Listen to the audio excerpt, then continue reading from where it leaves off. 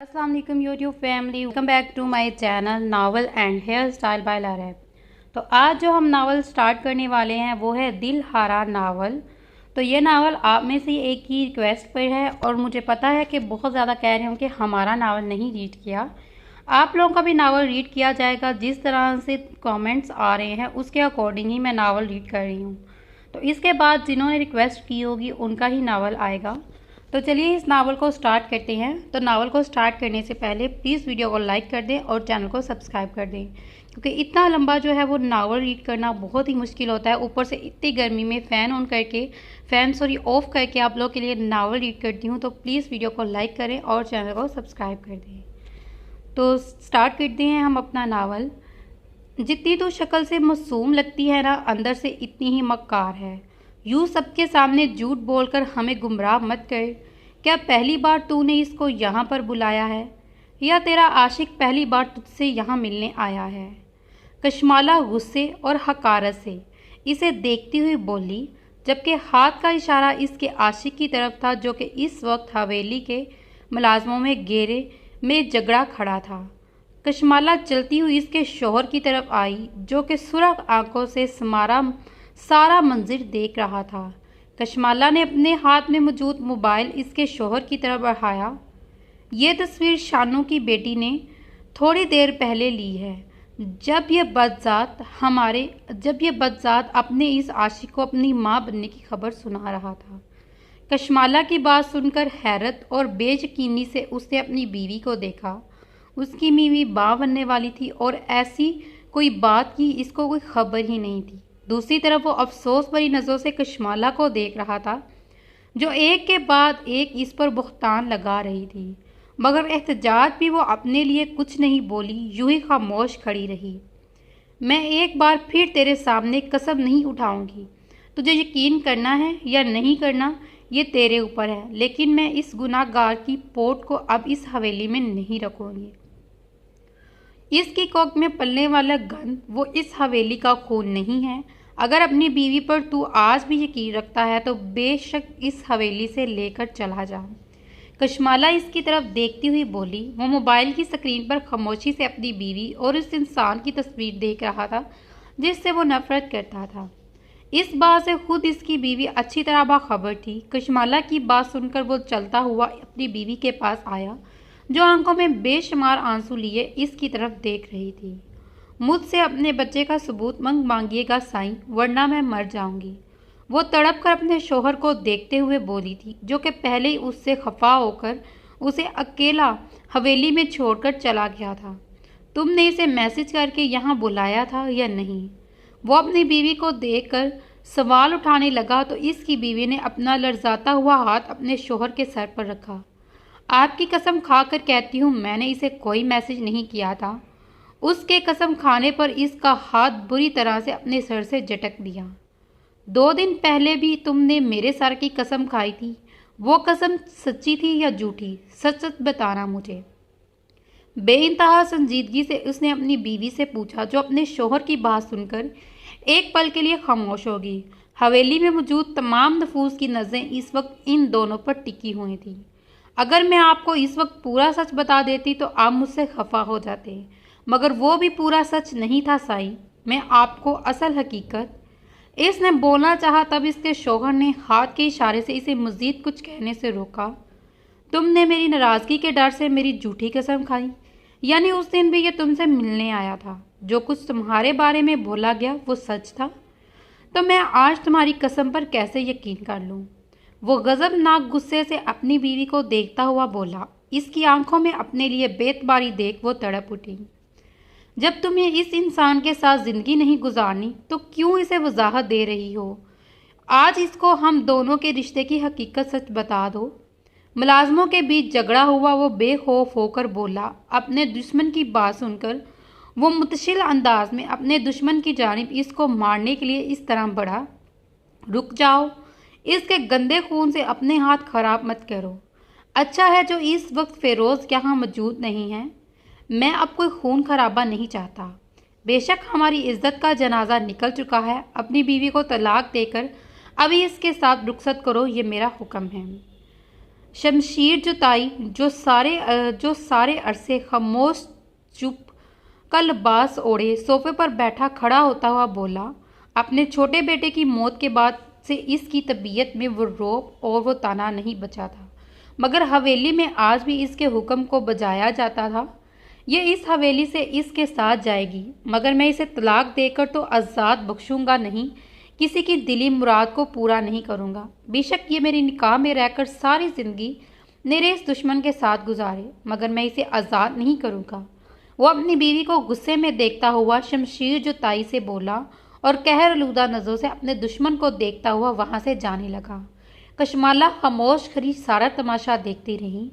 साईं, साईं मेरी बात तो सुनिए, आप बेशक मुझसे खफा हैं या मुझसे बात नहीं करेंगे, मगर मैं यहाँ से नहीं जाऊंगी।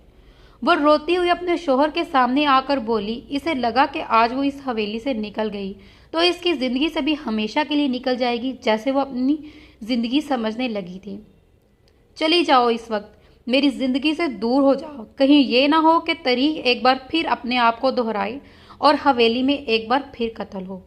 वो गजबनाक नज़रों से इसके रोते हुए चेहरे को देखकर बोला, जिसकी आंखों में आंसू से बेचैन कर देते थे। वो सीढ़ियां चढ़ता हुआ अपने कमरे में जा चुका था। उसकी बीवी डुडबुराती नज़रों से अभी तक सीढ़ियों को देख रही थी। छोड़ दो इस बदबख्त को और हवेली से दूर करो इन दोनों बेशर्मों को।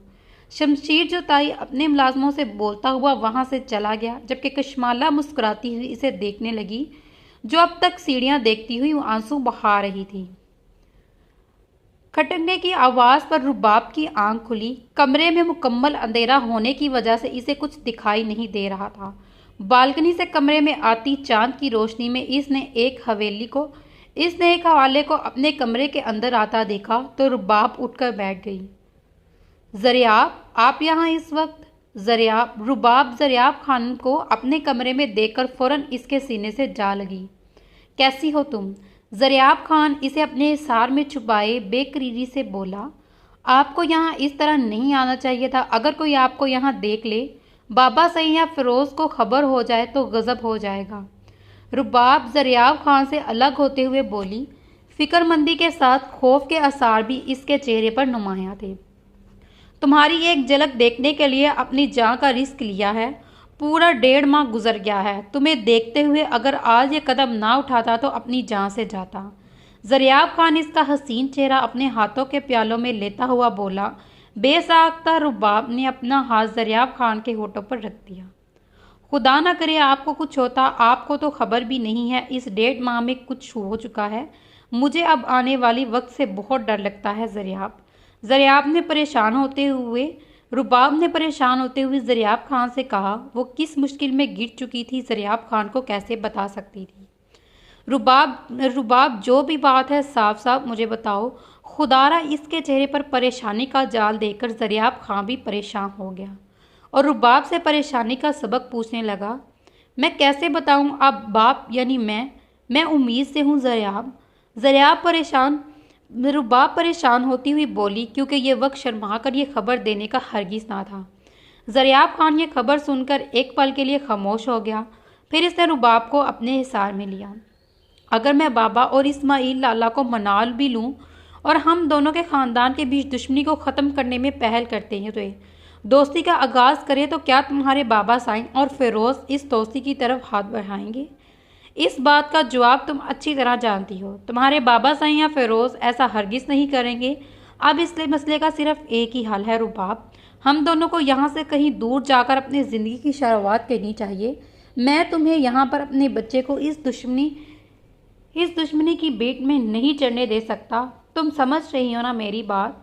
ज़रियाब खान रुबाब को देखते और पूछते हुए बोला तो रुबाब ने आंखों में आंसू के साथ इकरार में सर हिलाया। इसके बाबा साईं और फिरोज़ लाल और शमरोज़ लाल बेशक इस पर अपनी जान निछावर करते थे, लेकिन वो कितना ही बाबा साईं या फिरोज़ लाला के आगे गिड़गिड़ा ले, इसके अपने अपने हाथ जोड़ लेती, मगर वो अपनी आन और शान के लिए कभी सरदार अकबर खान के ख़ानदान से दुश्मनी ख़त्म नहीं कर सकते थे।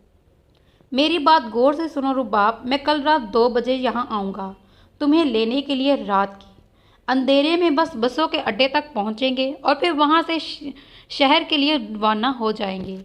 और मैंने तुमसे हमेशा साथ निभाने का वादा किया है। मैं ये वादा मरते दम तक निभाऊंगा। कल रात मेरा इंतज़ार करना। बोलने के साथ ही ज़रियाब खान रुबाब की परेशानी पर मोहब्बत की मेहर साबित करता इससे अलग हुआ, मगर दरवाजे पर खटने की आवाज़ पर दोनों चौंके। रुबाब ने परेशान होकर अपने कमरे के बंद दरवाजे की तरफ देखा, फिर ज़रियाब खान को देखने लगी। ज़रियाब खान ने इसे चुप रहने का इशारा किया और काली चादर में खुद को छुपाता हुआ दोबारा बालकनी के रास्ते से नीचे उतरकर हवेली की दीवार फलांगता हुआ रात के अंधेरे में गायब हो गया। ज़रियाब खान के जाते ही रुबाब ने अपने कमरे का दरवाज़ा खोला तो वहाँ पर कोई भी मौजूद नहीं था। वो इत्मीनान का सांस लेती हुई दोबारा दरवाज़ा बंद करके अपने बेड पर आकर लेट गई। डेरा असाई के करीब में दो कबीले आबाद हैं, जिसमें बरसों से दुश्मनी चलती आ रही है। शमशीर चताई तबीयत के लिहाज से सख्त गुरेज इंसान है और सभी इसके गुस्से और जलाल से डरते हैं। सारी नरमी इसने सिर्फ अपनी लाडली बेटी रुबाब के लिए ही बरती हुई है। रुबाब फिरोज चुदाई और शमशीर चुदाई से छोटी है और अपने बाबा साईं के साथ वो अपने दोनों भाइयों की भी लाडली है। फिरोज चुदाई को अपनी खालाजाद कशमाला से शादी हुई है और कशमाला थोड़ा तेज़ मिजाज रखने वाली औरत है। इसके यहाँ दिल अवेस और आरजू के बाद समगीम जुताई यानी 3 बेटियों के बाद बेटा पैदा हुआ और तब से इसका मिजाज हर किसी से कम ही मिलता है। खासकर अपनी ननद रुबाब से वो हर वक्त खाइफ रहती है, क्योंकि शमशीर चुताई ससुर फिरोज और शमरोज के साथ इसका 10 साला बेटा ससगीम भी अपनी पुप्पो के गुण गाता है। यही वजह कि वो मुंह से कुछ नहीं बोलती, मगर इसकी आंखों में हर वक्त रुबाब को वजूद बुरी तरह खटकता है। फिरोज चुताई और शमरोज चुताई बाई होने के बावजूद इनकी तबीयत एक दूसरे से यकसर मुख्तलिफ है। फिरोज चुताई अपने बाप का हम मिजाज है, मगर वो बहुत जल्द बातों में आ जाने वाला और जल्दबाज मर्द है, जो सोचे समझे बगैर फैसला कर लेता है और अपनी रवायात और रस्म व रिवाज का पाबंद। जबकि शमरोज चुताई एक ठंडे मिजाज रखने वाला इंसान है। शमरोज चुताई के मिजाज पर कुछ तलीम का भी असरात मुरतब है। वो भी अपनी रवायात का पाबंद है, मगर बहुत सी बातों में वो अपने बाप और भाई से इख्तलाफात रखता है।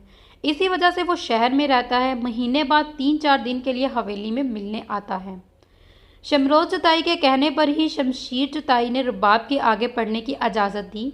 मैट्रिक तक तलीम अपने इलाके में मौजूद गर्ल्स स्कूल से मुकम्मल करने के बाद वो शमरोज चुताई के पास शहर आ गई। ऐसा ही एक दिन अचानक इसका सरदार ज़रियाब खान से इत्तफाकन टकराव हुआ और दोनों को ही पहली नज़र में मोहब्बत हो गई। और यह जानने के बावजूद कि इन दोनों ख़ानदान में बरसों से दुश्मनी चल रही है, वो दोनों ही अपने दिल से एक दूसरे की मोहब्बत को फरामोश नहीं कर पाए। और यूं ही एक दिन सरदार ज़रियाब खान ने रुबाब से अपना रिश्ता मजबूत करते हुए इससे निकाह कर लिया। जब तक रुबाब शहर में मौजूद थी तब तक रुबाब और ज़रियाब खान की मुलाकातें होती, मगर इम्तिहानात से फारिग होने के बाद और पढ़ाई मुकम्मल होने के बाद शमशीर चुताई ने इसे वापस आने का हुक्म दिया।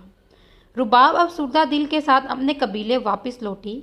सरदार अकबर खान अपने कबीले का इंसाफ पसंद और सुलह जो इंसान है, अपने बाप दादा के मिजाज से बिल्कुल मुख्तलिफ, और इसके 2 बेटे सरदार इस्माइल खान और सरदार ज़रियाब खान हैं।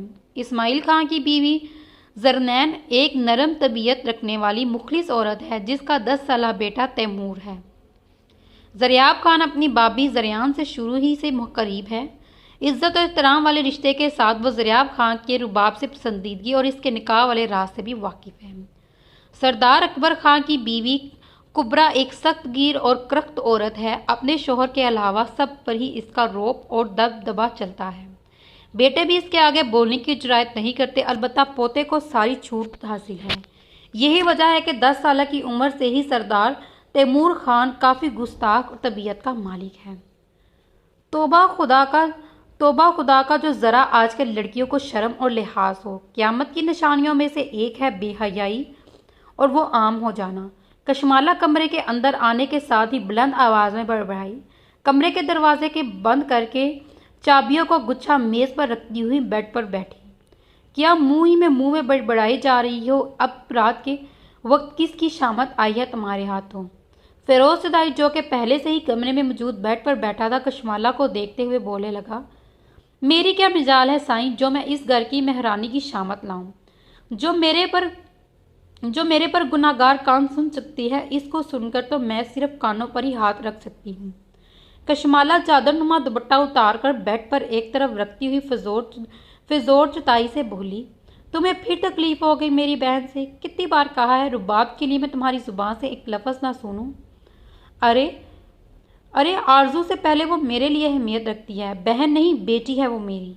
फिरोज चुताई अपनी बीवी की आदत जानता था। फिरोज रुबाब के बारे में अब कोई बात करेगी, इसलिए फिरोज चुताई पहले से ही सख्त तेवर लिए कशमाला से बोला, वाह सही वाह, अभी तो मैंने कुछ बोला ही नहीं, आप पहले ही भड़क रहे हो। कल को जब आपकी बेटी आपकी पगड़ी पर लात मारकर आपके दुश्मन के साथ भाग गई ना। इससे पहले कि कशमाला का जुमला मुकम्मल होता, फिरोज चुताई का बारी हाथ कशमाला के मुंह पर निशान छोड़ गया। सरदार अकबर खान का छोटा बेटा थोड़ी देर पहले आपकी दिलारी के कमरे में चोरी छुपे इससे मिलने आया। कल रात को भगा ले जाने वाला था शहर से आपकी रुबाब को, और अपने इस गुनाहगार कानों से सुनकर आई हूँ। अगर एक बात आपको झूठ लगे तो सरे आम काट देना मुझ गरीब को। कशमाला की बात सुनकर फिरोज चुताई को जलाल आया और वो तेज में बेड से उठा और कमरे से बाहर भागने लगा, और कशमाला इसके सामने आ गई। जो से नहीं साईं, अब होश से काम लेने का वक्त है।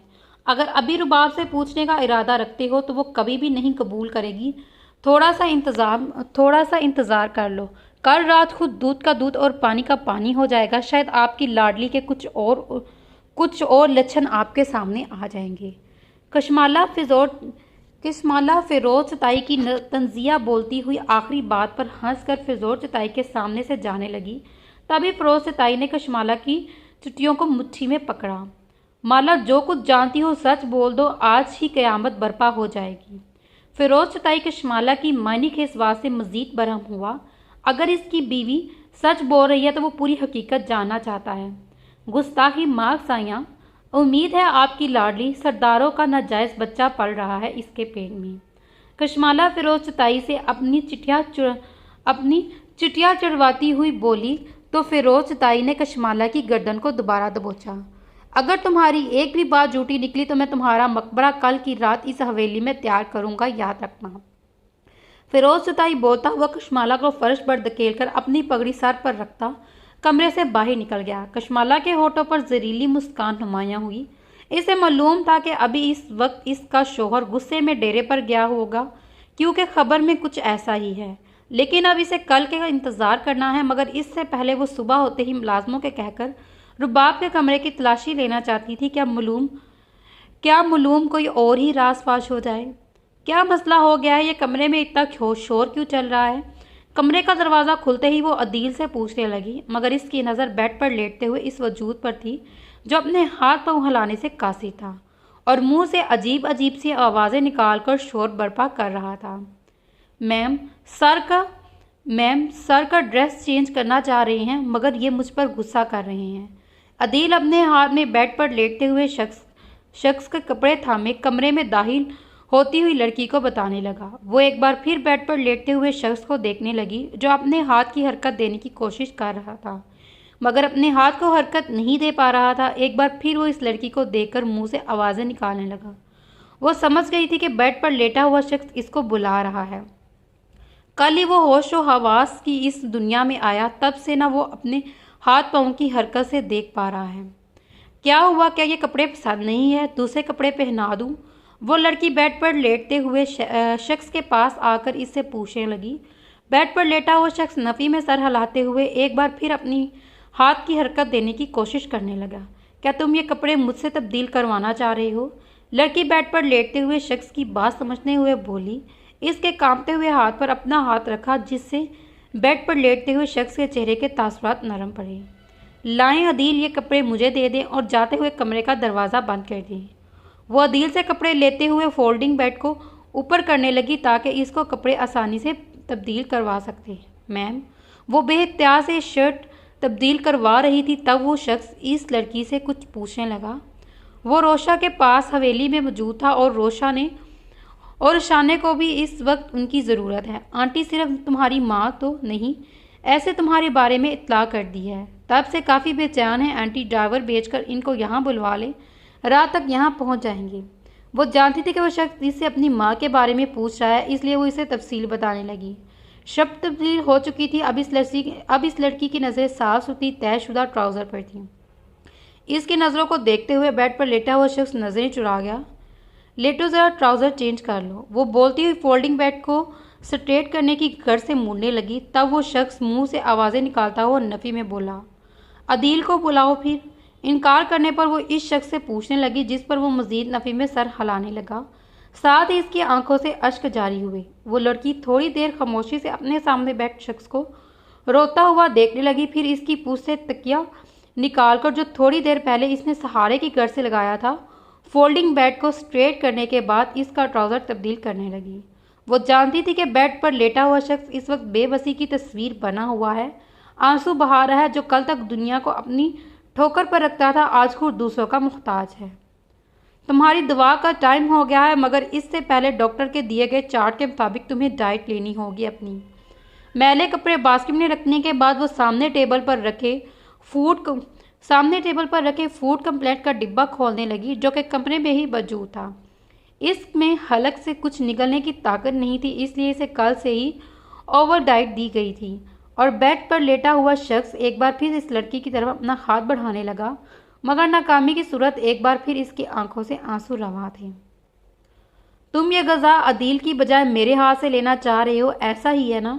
प्याले में मौजूद गज़ा वो चम्मच की मदद से इसके मुंह में डालने लगी। वो शख्स अपना पेट भरने के साथ साथ इस लड़की का चेहरा गौर से देख रहा था, जो वक्फे वक्फे से चम्मच इसके मुंह में डालकर हर थोड़ी देर में रुमाल से इसका मुंह साफ करती और मुस्कुराकर देखती। 1-20 मिनट के वक्फे के बाद अदील तुम्हारी दवा दे देगा, प्लीज़ खामोशी से खा लेना, मैं थोड़ी देर आराम करना चाह रही हूँ। खाली बर्तन वो ट्रे में रखते हुए बोली तो इस शख्स की आंखों में बेचैनी उतरने लगी। अब क्या हुआ? क्या तुम नहीं चाहते कि मैं थोड़ी देर आराम करूँ? वो लड़की इस शख्स से पूछने लगी, जिसके चेहरे पर इस लड़की के जाने का सुनकर बेचैनी के तासुरात नुमायां थे। बेबसी के एहसास से एक बार फिर इस शख्स की आंखों से आंसू रुआ हुए। शायद वो नहीं चाहता था कि वो जाए। अच्छा, बार बार क्यों यूं परेशान मत करो। अगर तुम चाहते कि मैं तुम्हारे पास रहूं और कोई दूसरा काम नहीं करूं, तो ऐसा ही होगा। मैं हर वक्त तुम्हारे पास रहूंगी और तुम्हारे सारे काम खुद मैं करूंगी। वो इस शख्स के आंसू साफ करते हुए बोली थी। इस लड़की ने जितने नॉर्मल अंदाज में कहा था, इस शख्स के चेहरे के तासरात यकजा तब्दील हुए। खौफ से इस शख्स ने अपना हाथ झटका और ऐसा करते हुए इसे काफ़ी तकलीफ हुई थी। रात का पहर था। हाल में मौजूद घड़ियाल में घंटी की आवाज़ आई तो अपने कमरे में बैठी रुबाब ने घड़ी में टाइम देखा और रात के 2 बज चुके थे। रात के खाने से फारिग होने के बाद रुबाब ने अपने कमरे में आकर चंद कपड़े, अपने सर्टिफिकेट वगैरह ऐसी तमाम एशिया को एक बैग में रखा, मगर सबसे अहम चीज़ इसे कमरे में नहीं मिल रही थी, यानी इसका निकाहनामा। ज़रियाब खान ने निकाहनामे की कॉपी इसको दी थी, जो रुबाब ने बड़ी हिफाजत से संभाल कर रखी थी, मगर वो शान से अपने निकाह की कॉपी को ढूंढ रही थी। घड़ी में टाइम देखने के बाद रुबाब ने बड़ी सी चादर से खुद को अच्छी तरह से ढका और बैग चादर के अंदर छुपाकर कमरे से बाहर निकलने लगी। कितना ही अच्छा होता ना कि फ़िरोज़ लाला को भी देख लेती। शमरोज़ चुताई तो था ही शहर में, मगर फ़िरोज़ चुताई भी सुबह से ही डेरे पर मौजूद था। ये बात शमशीर चुताई के पूछने पर ही कशमाला ने सुसर को बताई थी, तो रुबाब को भी खबर हुई। दरवाज़ा खोलकर बगैर आहट किए वो सीढ़ियों से उतरने लगी। एहतियात के तौर पर वो अपना मुंह चादर से ढक चुकी थी। गेट पर बैठा पहरेदार आज 11 बजे ही अपने घर को रुखसत हो गया। ज़रियाब खान बाहर खड़ा इसका इंतज़ार कर रहा था। हो गया, इसे मालूम था कि वो गलत कदम उठाने जा रही है, मगर वो मजबूर थी। साल गुजरने के बाद वो शमरोज़ चुताई से कनेक्ट कर लेगी। रुबाब आगे के बारे में सोचती हुई बाहर निकलने लगी। तभी पूरे हाल में रोशनी हुई और अपने सामने शमशीर चुताई और फ़िरोज़ चुताई को देखकर इसका दिल सूखे पत्थर की तरह लरजा गया। अपने बाप भाई की इज्जत का जनाजा निकालने भाग रही है तू? फ़िरोज़ चुताई गुस्से में बोलता हुआ रुबाब की तरफ बढ़ा और इसके मुंह पर लगाता हुआ 4 से 5 थप्पड़, जिससे वो फर्श पर जा गिरी। शोर की आवाज़ सुनकर कशमाला भी अपने कमरे से बाहर निकल आई, मगर वो आगे बढ़कर रुबाब को बचाने की बजाय खामोश खड़ी तमाशा देखने लगी। फ़िरोज़ और चुताई रुबाब को बालों से खींचकर उठाते और एक बार फिर इसके मुंह पर थप्पड़ मारने लगी। क्यों मिला दी तूने हमारे मुंह पर कालक? ये सिला दिया तूने हमारी मोहब्बतों का, हमारे ही दुश्मन से नाजायज़ तल्लुकात रख कर इसके साथ भाग रही है, और रुबाब भी आज तुझे जिंदा नहीं छोड़ेगा। फ़िरोज़ चुताई गुस्से में चीखता चलाता हुआ बोला। रुबाब का गला दबाने का लगा जब कशमाला आगे बढ़ी। क्या कर रहे हो साईं, जान से मार दोगे बहन को, तुम्हारी छोड़ो इसे। कशमाला बहुत मुश्किल से रुबाब को छुड़वाती हुई फिरोज चताई को पीछे हटाकर बोली, जबकि खामोश खड़े शमशीर चताई को आज ऐसे सांप सूंघ चुके थे। वो गुस्से में खड़ा सारा मंजर अपनी आंखों से देख रहा था। इसका गरूर और तकब्बुर जैसे आज मिट्टी में मिल चुका था। मेरा गला दबाकर मुझे मार डाला, मगर इतनी बड़ी गाली देकर मुझे शर्मनाक मत करे। मेरा ज़रियाब खान से नाजायज़ तल्लुक़ नहीं है, निकाह किया है उन्होंने मुझसे। रुबाब जब बोलने के काबिल हुई तो अपने निकाह का इतराफ़ करने लगी। अपने गुनाह को छुपाने के लिए झूठ का सहारा मत लो रुबाब, मैं आज वाकई ही तुझे जिंदा नहीं छोड़ूंगा।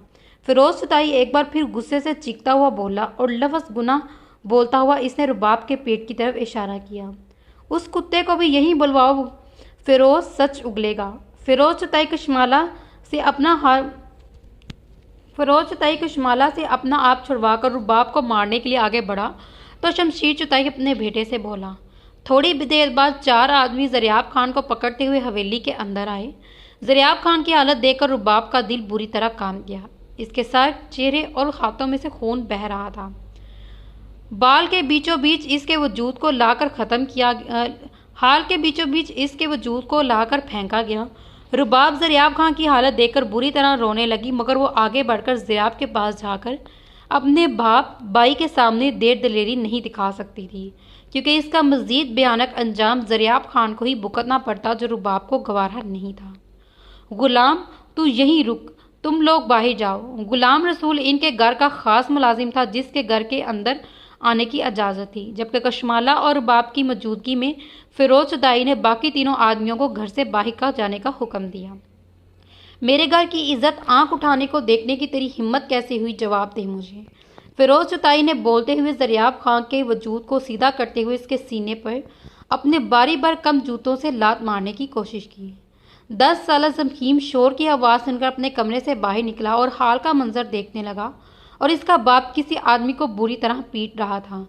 दादा और माँ खामोश तमाशाई बने देखे थे, जबकि इसके पीछे बुरी तरह चीख चीख कर रो रही थी। दिल अवेज और पुरब भी भाग चुकी थी और जो अपने कमरे से नहीं निकल रही थी। तुम्हारी बहन मेरी बीवी है फिरोज, ज़रियाब खान मुश्किलों से मार के दरमियान फिरोज से बोला। रुको फिरोज, ये इतनी बड़ी बात बगैर किसी सबूत के नहीं बोल सकता। सबूत देकर कि तेरी बीवी है, आज ही इससे सब तल्लुक ख़त्म करके इसे तेरे साथ चलता करूँगा। शमशीर चताई की आवाज़ बोली, गर्जदार आवाज़ बोली तो ज़रियाब खान सर उठाकर रोती हुई रुबाब को देखने लगा, क्योंकि इसके पास मौजूद निकाहनामा यहाँ नहीं था, बल्कि शहर वाले घर में मौजूद था। निकाहनामा न जाने कहाँ खो गया है बाबा साईं, मुझसे मैं आपकी सर की कसम खाकर कहती हूँ कि मैं सच बोल रही हूँ, और खुदा का वास्ता है इनको बख्श दें। रुबाब ज़रियाब खान के देखने पर शमशीर चताई के पास आकर इसके आगे हाथ जोड़ती हुई अपने शोहर की ज़िंदगी की भीख मांगने लगी।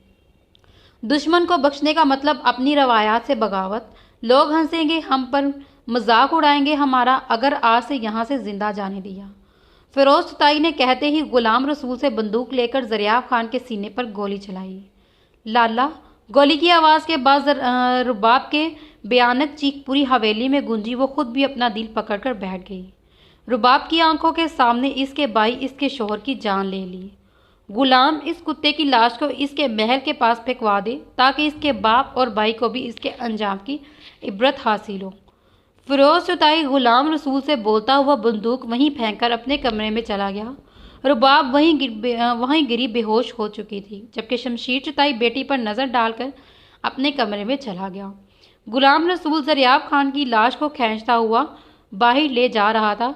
चल अपने कमरे में जा, कशमाला सगीम को बोलती हुई बोली, जो खुद फिरोज चताई के पास चली गई। सगीम पहले गुलाम रसूल और फिर इस लाश को देखने लगा, और इसके बाद अपनी उप्पो के पास आया, जो कि इस वक्त फर्श पर बेहोश पड़ी थी।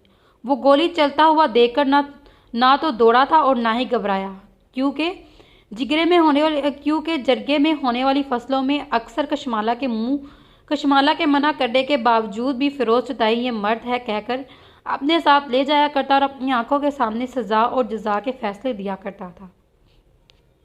3 दिन से आंसू बहाकर इसकी आंखें अब बिल्कुल खुश्क हो चुकी थी। न जाने जरियाब खान की खून में लथपथ लाश देखकर इसके घर वालों पर क्या क़यामत टूटी होगी। रुबाब को अभी तक यकीन नहीं आ रहा था कि वो 3 दिन से कैसे सांस ले रही है। उसको अपनी सांसें रुक क्यों नहीं गई। शायद अपने अंदर परवान चढ़ते वजूद की वजह से यही वजह थी कि वो जो जिंदा थी जरियाब खान के मरने के बाद। 3 दिन से इसके कमरे में कोई नहीं आया था शानो, मुलाजमा और सगीम के अलावा। शानो कमरे में आकर इसको खाना और नाश्ता दे जाती, जबकि सगीम रुबाब के पास बैठकर अपनी अप्पू का दिल बहलाने के लिए इससे बातें कर लेता। इसकी अप्पू इसकी बातों पर मुस्कुराती नहीं थी। न जाने वो अचानक से इतनी खामोश क्यों हो गई। सगीम से बड़ी आरजू ने भी रुबाब के कमरे में आने की कोशिश की थी, लेकिन कशमाला आरजू को मारती हुई वहां से ले गई। मगर सगीम को कशमाला नहीं रोक सकती थी, क्योंकि वो छोटी उम्र से ही कशमाला की बानिस्बत रुबाब के साथ रहा है। वो हफ्ते भर शहर में शमरोज और रुबाब के पास रह लेता था। बीबी साइयां, आपका सामान बांध दिया गया है और चरगे से फैसला आया है। सरदार अकबर खान ने जरियाब खान के खून के बदले फिरोज लाला की बजाय आपको मांगा है। शानू की बात सुनकर रुबाब खाली नजरों से शानू को देखने लगी। आज फैसले के लिए चरगा बैठा था जहां इसका किस्मत का फैसला हुआ था। वहां पर जरियाब खान के खून के बदले निकाहनामा दिखाते हुए रुबाब को जरियाब खान की बेवा कबूल करते हुए मांगा गया है। शानो इसके कपड़े बैग में रख चुकी थी, क्योंकि सरदार अकबर खान का ड्राइवर बाहर गाड़ी में रुबाब का इंतजार कर रहा था। अप्पू, मैं आपको कहीं नहीं जाने दूंगा, क्योंकि आपने ये गुनाह जिसकी वजह से ये लोग आपको लेकर जा रहे हैं। सगीम, जब से मालूम हुआ था इसकी अप्पू हमेशा के लिए जा रही है, तब से वो रुबाब के कमरे में मौजूद था। मैंने गुनाह नहीं किया सगीम, गलत सर्ज हो गई है मुझसे, जिसकी सज़ा मुझे दी जा रही है। मुझसे वादा करो कि तुम आगे बढ़कर बहुत सारा पढ़ोगे और अपनी अप्पू को कभी गलत नहीं समझोगे और सबकी आंखों में नफरत देख लो, मगर तुम्हारी आंखों में अपने लिए नफरत नहीं देख सकती। रुबाब को मालूम हुआ अब इस हवेली से जा रही है। मुश्किल ही था कि वो वापिस आती। इसके पीछे सब लोग ही हकारत से इसको पुकारेंगे, नफरत किया करेंगे। मैं आपको नहीं जाने दूंगा, आपको कोई नहीं लेकर जा सकता। कुशमाला रुबाब के कमरे में आकर तहफीर अमेज लहजे में बोली और सगीब को इससे अलग किया। ए बीबी, जल्दी दफा हो जाए यहाँ से। जो ड्राइवर तेरा इंतजार कर रहा है वो तेरे बाप का नौकर नहीं। अपना गंदा वजूद लेकर निकल इस हवेली से। कशमाला इस तरह बोलने पर रुबाब से अफसोस से देखने लगी। वो जानती थी कशमाला इसे शुरू से ही नापसंद करती है, मगर इस कदर नफरत इसके दिल में मौजूद थी, इसे आज मालूम हुआ। तौबा है भाई, गंदा अमल करके अब तू यहाँ से जा रही है या नहीं? तेरी अप्पू अब इस कमरे में क्या इस घर में भी कभी लौट कर वापिस नहीं आएगी। क्या मैं कोई शुगर की मरीज़ा दिख रही हूँ तेरे को, जो ये फीकी हुई चाय लेकर आई है मेरे लिए? रुबाब अपने बैग समेत सरदारों की हवेली में दाखिल हुई तो इसके कानों में पहले थप्पड़ों की आवाज़ गूंजी और बाद में नस्वानी आवाज़, मगर क्रख्त लहजे में जुमला दोहराया गया। रुबाब के कदम वही जम गए थे। सारे हाल में बड़े झूले पर एक ज़ईफ़ खतून अपने मुलाजमा पर गुस्सा उतार रही थी। ए लड़की, वहाँ क्यों रख गई है, यहाँ आ। कुबरा खतून की नज़र रुबाब पर पड़ी तो वो क्रख्त लहजे में इससे गोया हुई। इसको देखकर रुबाब की जान खुश्क होने लगी। यकीनन वो खतून जरियाब खान की अम्मा हजूर थी, जिनकी तबीयत में सख्ती के बारे में जरियाब खान ने इसे बातों बातों में कई बार बताया था। नाम क्या है तेरा? कुबरा खतून ने एक बार फिर नज़र जरियाब खान के झुकते सर पर डाली और फिर इसके हाथों में बैग। रुबाब खुश कांटों पर रुबाब अपनी जुबान फेरते हुए बोली, तेरी वजह से मेरे जरियाब ने अपने सीने पर गोली खाई है, मार डालूंगी मैं तुझे। कुबरा खतून ने बोले के साथ ही जोरदार तमाचा रुबाब के गाल पर मारा, जिससे इसको अपना दिमाग सुन्न होता हुआ महसूस हुआ। मगर वो रुबाब के मुंह पर चढ़ने वाली एक तमाचा नहीं, कुबरा खतून ने रुबाब के बालों को मुट्ठी में जकड़कर पे दर पे इसके मुंह पर तमाचे मारने शुरू किए। शोर की आवाज़ सुनकर जरियान अपने कमरे से बाहर निकली और सामने का मंजर देखकर वो सूरत हाल फौरन समझ गई। कुबरा खतून का हाथ रोकने की गुस्ताखी वो हरगिज़ नहीं कर सकती थी, इसलिए दौड़ती हुई सरदार अकबर खान के कमरे में जाकर इसे सारी सूरत हाल बताई। शोहर की आवाज़ सुनकर कुबरा खतून का हाथ रुका तो रुबाब फर्श पर बैठी हुई रोने लगी। इसके पूरे बाल बिखर चुके थे, दुपट्टा फर्श पर पड़ा हुआ था और दोनों गाल सुरख थे। जरियान इसकी हालत के पेश नज़र पानी का भरा हुआ ग्लास इसके पास लेकर आई और फर्श पर इसके पास बैठकर इसे पिलाया। मेरा ज़रियाब इस लड़की की वजह से अपनी जान से गया है, मैं इसको ज़िंदा नहीं छोड़ूंगी। कुबरा खतून सरदार अकबर खान के सामने आकर गुस्से से बोली, इसने जान नहीं ली तुम्हारे बेटे की नादान औरत, ये बीवी है ज़रियाब खान की इस हवेली की इज्जत, और इसके पास निशानी मौजूद है हमारे ज़रियाब की। और ख़बरदार, जो आज के बाद किसी ने इसकी तरफ आंख उठाकर भी देखा, हाथ लगाना तो दूर की बात है। ज़री बच्चे, इसे कमरे में ले जाओ। सरदार अकबर खान ने अपनी बीवी को तनबीह करने के बाद ज़रियाब की मुखातिब किया और ज़रियाब खान को दफनाने के बाद ज़रनैन इस्माइल खान को ज़रियाब खान और रुबाब के तल्लुक की हकीकत से आगाह कर चुकी थी। क्या कर दिया आपने बाबा साई, मेरा इंतज़ाम तो किया होता आपने। ऐसे कैसे रुबाब को इन लोगों के कहने पर इनके हवाले कर दिया? न जाने वो क्या सलूक करेंगे अब इसके साथ। शमरोज चुताई आज ही हवेली पहुंचा था। इसे तबीयत खराबी की वजह से रुबाब के बारे में इतला नहीं दी गई थी और आज इस हकीकत से मालूम हुआ तो वो शमशीर चुताई के साथ इतराज़ करते हुए बोला, वो जो भी सलूक करे इसके साथ वो इसी के सलूक की मुस्तहिक है। और तुमने ये नहीं देखा कि इसने हमारे साथ क्या किया, किस तरह हमारी इज्जत मिट्टी में मिला दी। पगड़ी उछालने चली थी, हमारी ही दुश्मन के साथ भागकर फिरोज चुताई कमरे में दाखिल होकर शमरोज चुताई को देखकर बोला, वो खतागार थी, मैं मानता हूँ, मगर क्या ज़रूरी है कि फौरी तौर पर इसको और ख़ास कर ज़रियाब को इतनी सख्त सज़ा दी? आराम से बैठकर सारे हक़ाइक़ जानने के बाद ठंडे दिमाग से कोई फ़ैसला किया जा सकता था। शमरोज चुताई फिरोज चुताई को समझाने की गर्ज से बोला, जो मुश्किल काम था, क्योंकि इसका भाई इंसानी जान ले सकता था। यकीनन ऐसा करते हुए इसके हाथ नहीं कांपे थे।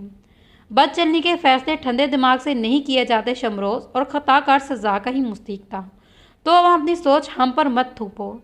अब की बार शमशीर चुताई अपने छोटे बेटे को देखता हुआ बोला, बद चलन मत कहिए इसे बाबा, सही निकाह किया है इसने ज़रियाब खां से, और वो दोनों अपने निकाह का सबूत नहीं दे पाए बर वक्त बदकिस्मती से। और वैसे भी यहाँ किसी पर अपनी सोच थोपने वाला कौन होता हूँ मैं? और इस हवेली में आप चाहते हैं ना, और इस हवेली में जो आप चाहते हैं, क्या मैं जान सकता हूँ कि दिल आवेश और पल्लू रिशा की शादी इतनी जल्दी क्यों कर दी गई थी? वो दोनों अभी 9वीं जमात में थी।